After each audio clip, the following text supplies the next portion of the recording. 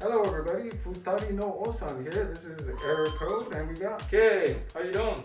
today we will be talking about our budget trip or traveling to Japan. What's the first thing we want to tell our people here? Hey, so as you know, Japan is a very attractive destination for tourists, and know that a lot of you would love to go there one day. So we thought that we would just pitch in our personal experience. We thought that maybe our personal tips will help you in some way. Hey man, wake up.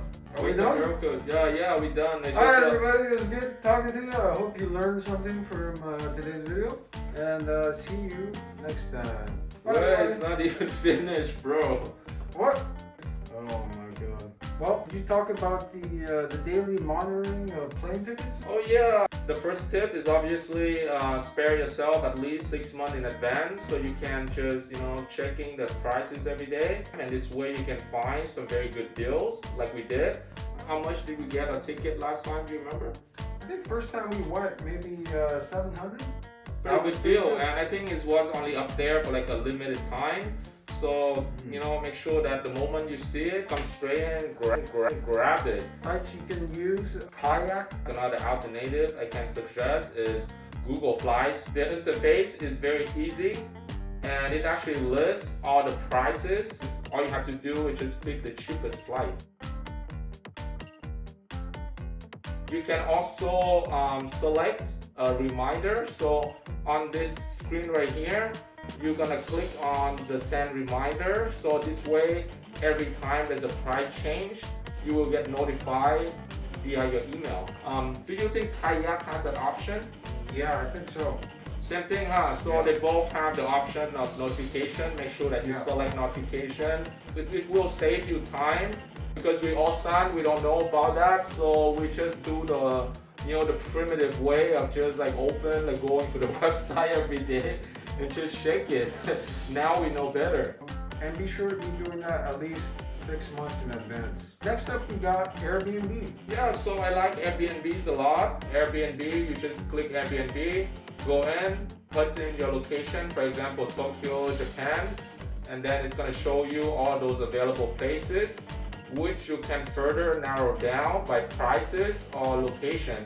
I know that everyone loves a good price, so obviously you're tempted to go for the cheapest option. But you also have to keep in mind that location matters a lot too. Yeah, you want to be using their train system as much as you can. It's cheap. So the closer you are to a train station, especially a major train station, the better, the more efficiently you can travel around. And you can get to pretty much anywhere you want via train. Which location is a good area to have lodging over there? Yeah, I think it's going to depend on which certain place within Tokyo you're more interested in spending most of your time in. I think for us, we were interested in Shinjuku, right? Yes, it's that in the center of Tokyo. All the train stations, actually everything was convenient when we were there. Yeah, it's nice to wake up and you're in the middle of the action. You're deep within the throes of the city. Yeah. And it is totally doable to get something cheap that is a good location. We had a good location in Shinjuku that time. And I think we only paid $25 a night? With us, we went together, place like $50, but we split it, so it was pretty affordable, like $25 a night. So that's our tips for Airbnb. You want to talk a little bit about Suica? Oh yeah, Suica. Here is a picture of how a typical Suica card looks like. As you can see, that's a Suica card. Yes, Suica. Good memories. We're not sponsored in any way by Suica, okay? And Suica, if you're out there listening, hey, we can work for you. Yeah, we can be a spokesperson. Basically, all it is you put the money in the card. Kind of like a credit card, you just kind of hover it like that, and you can like Apple Pay, right? Yeah, you can pay with it. Use it like anytime you stop at a station. You see those cool, you want a cool ice cream, you want some drinks to refresh yourself. Just walk by to any vending machine, hover the Suica to select the drink that you like. That's it. The drink is gonna pop out, the ice cream is gonna pop out. You just grab it and enjoy it. But most importantly, you're going to be needing your Suica card to travel on the trains and subways. So after putting money into your card, you are going to be reaching these gates here. Pull out your card, go over here to this docking system, swipe right over it, kind of just like Apple Pay. And right after that, the gate opens and you can move along to the train of your choice. And that's how you use the Suica card for transportation. So the way you get it is the moment that you step upon an airport, or for wherever you see people like standing in line, just come over and wait for the machine.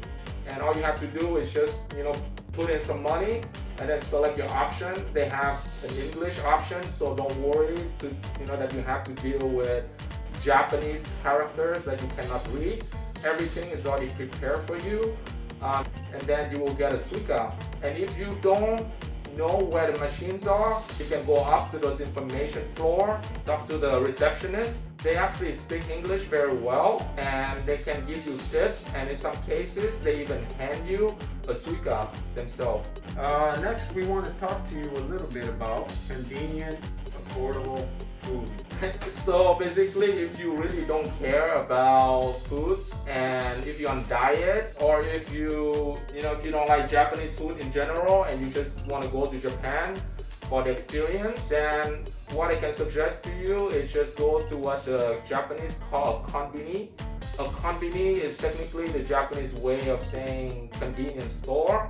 And can you tell them what's the most common konbini that they can find in Japan? There's a Lawson, there's a Family Mart, and there's another one, right?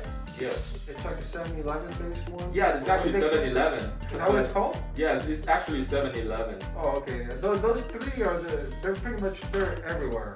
They're like one block apart from each other. Exactly. And you can get very, very cheap, affordable food there. And it's just pretty yummy sometimes. It's good. They got like sandwiches for cheap. I think I like Lawson chicken the best. Like those little pockets where you have like all those kind of like McDonald's chicken nuggets. Yeah. And they have like a cheese version. They have a spicy version. And what else? Regular, spicy. Oh yeah, regular.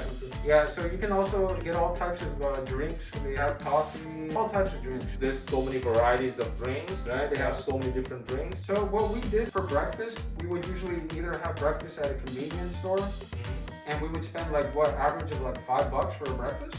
Not even $5. If you get like the chicken nuggets, it's like maybe $3, and then with the drinks, it's actually less than $5. Yeah.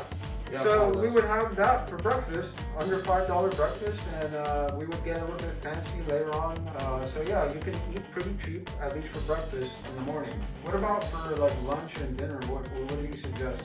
Can it be inexpensive? Lunch and dinner, again, there's a lot of option in Tokyo. We have McDonald's, a lot of fast food. Technically, everything that we have in the West. So if you want a cheap option, just go for fast food. A convenience store. Another option is the ramen. You can go to any ramen store for a very cheap, affordable meal, or maybe between $5 and $10. The better ramen, about $10. So yeah, we got food covered. Oh, if you want to save money on a data plan, what you can do is you can go to your carrier and subscribe for their data plan for the number of days that you're going to. So we went for like 10 days. You have to get that data plan on at least one person's phone, have that person navigate, and then split the cost between the three of you guys. If you worry about data plan, you can just, all you have to do is just make sure that you carry your portable Wi-Fi with you, turn it on, and just basically you're gonna have internet to use the maps. That's another alternative that they can do, right? For navigation. So that actually comes for free, right? Some Airbnbs have that for free. Actually, a lot of Airbnb, I always see like portable Wi-Fi, portable Wi-Fi, portable Wi-Fi. I think that's all we have for you all today. Oh, a final budget. I think I spent for 10 days in Tokyo, flight, Airbnb, and food. I believe I spent about $1,500. I think for me it was more than that because I actually bought a lot of things, like souvenirs. Yeah. I didn't buy any souvenirs. Yeah, because he's a cheapskate. He's a catchy. He's catchy Ossan. Whatever you will, son. Yeah, cheapskate. Alright, so that's very much everything that we have for you. We hope that it will help you in some way. And as always, we look forward to hear back from you. See you in the next See video. you, everybody. See ya.